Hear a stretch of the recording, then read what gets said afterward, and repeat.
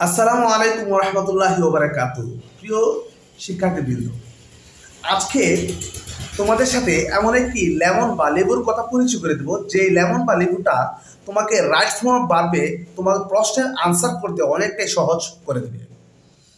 তাহলে আমরা এমন একটা লেবুর কথা পরিচয় করব, যেই লেবুর পরে সবসময় বার্বের কি বসবে? সিঙ্গুলার ফর্ম বসবে।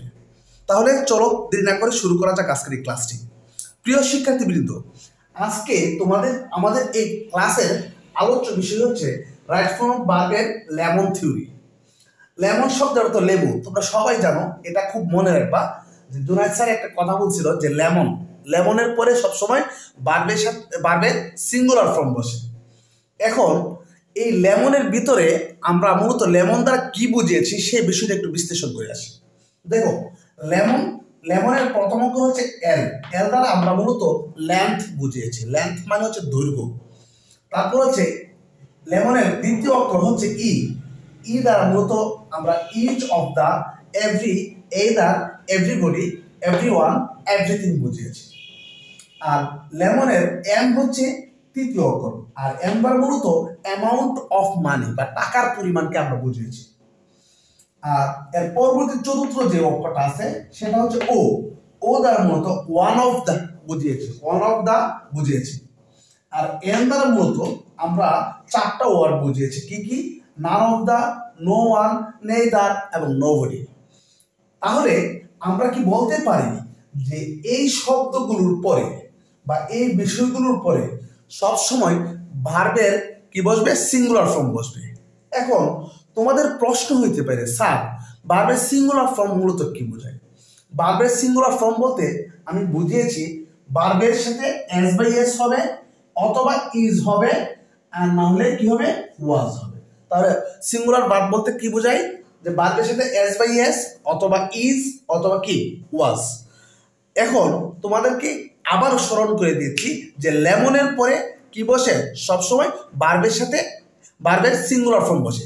এই বিষয়টা তোমাদেরকে আজকে প্রমাণ করে দেখাবো। প্রিয় শিক্ষার্থীবৃন্দ, তাহলে চলো উদাহরণের মাধ্যমে বিষয়টা একটু বোঝা যাবে।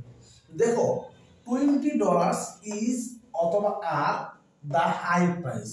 এখন এই যে $20 এটা মূলত আমরা লেমনের এম থেকে বের হয়েছে। এমটা কি? মূলত অ্যামাউন্ট অফ মানি, যে টাকার পরিমাণ। তাহলে $20 তো একটা টাকার পরিমাণ। তাহলে এরপরে কি বসবে? তোমরা সবাই জানো সিঙ্গুলার ভার্ব বসবে। এখন সিঙ্গুলার ভার্ব কোনটা আছে? ইজ নাকি আর? হ্যাঁ, নিশ্চয়ই তোমরা বলবা কি? ইজ। তাহলে সঠিক উত্তর কোনটা? ইজ হয়।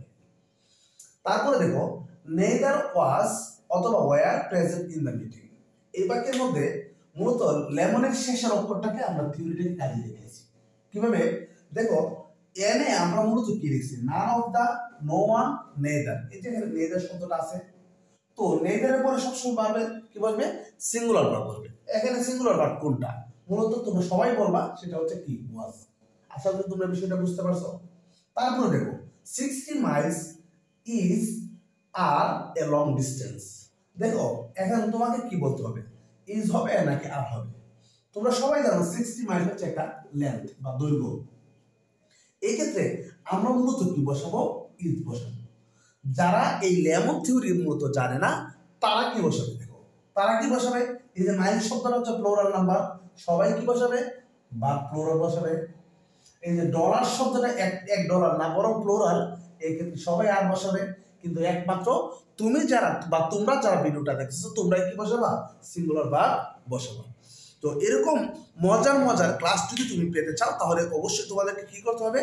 এরকম আমাদের ভিডিওটা শেয়ার করতে হবে, এবং আমাদের এই ইউটিউব থেকে যারা দেখছো তোমরা সবাই কি করবা? ইউটিউব চ্যানেলটাকে সাবস্ক্রাইব করবা। আর ফেসবুক থেকে যারা দেখছো ফেসবুক থেকে কি করবা? ফেসবুক পেজটাকে ফলো এবং লাইক, কমেন্ট, শেয়ার করবা। দেখা হবে পরবর্তী কোনো একটি ক্লাসে। সেই পর্যন্ত ভালো থাকো। আল্লাহ হাফেজ।